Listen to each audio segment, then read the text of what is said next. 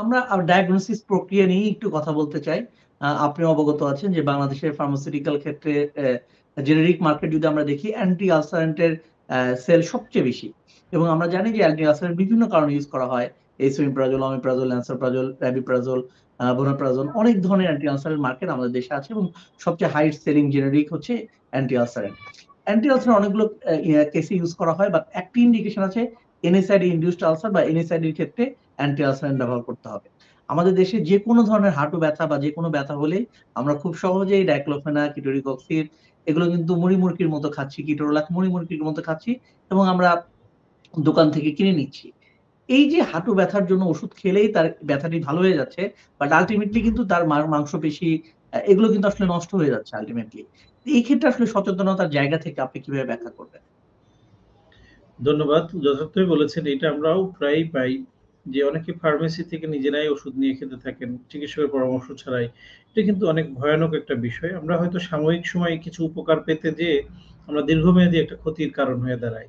যে আপনি জানেন যে NSAID ইনডিউসড যেমন আলসারের কথা বললেন, ঠিক তেমনি NSAID জনিত কারণে অনেক কিডনি ফেলিউর এর পেশেন্ট আমরা এখন পাচ্ছি, লিভার ফেলিউর এর পেশেন্ট আমরা পাচ্ছি। যারা মাসের পর মাস বছরের পর বছর তারা এই NSAID ইউজ করেছেন। হয়তো চিকিৎসক ৭ দিন বা ১০ দিন বা ২ সপ্তাহের জন্য লিখেছেন, উনি এটা কন্টিনিউ করছেন। কারণ খেলে ব্যথাটা কম থাকে, বন্ধ করলে আবার ব্যথা চলে আসে। আসলে এইগুলোকে আমরা সিম্পটোমেটিক চিকিৎসা বা উপসর্গের চিকিৎসা বলি। আসলে কি কারণে আপনার ব্যথাটা হচ্ছে সেই কারণটাকে নির্ণয় করে যদি আমরা সেটাকে সলিউশন করে ফেলতে পারি, সমাধান করে ফেলতে পারি, তাহলে কিন্তু আপনার এই দীর্ঘমেয়াদী ব্যথানাশক ওষুধের ব্যবহারের প্রয়োজন নেই।